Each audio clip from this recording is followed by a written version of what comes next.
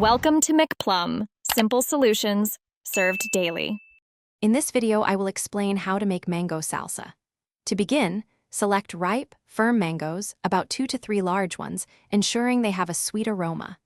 You will also need 1 small red onion, a bunch of fresh cilantro, and 2 limes. These core ingredients form the foundation of a vibrant and flavorful salsa, perfect for many dishes. We will combine them for a delightful sweet and savory experience that is both refreshing and easy to prepare. Now, let's prepare our fresh ingredients. You'll need 2 ripe mangoes, peeled and diced into small, even pieces.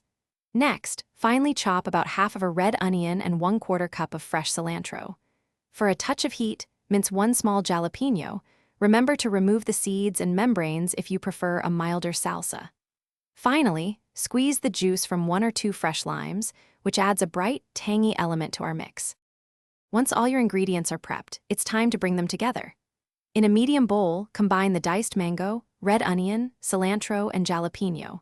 Pour in about 2 tablespoons of fresh lime juice, add 1/4 teaspoon of salt, and a pinch of black pepper.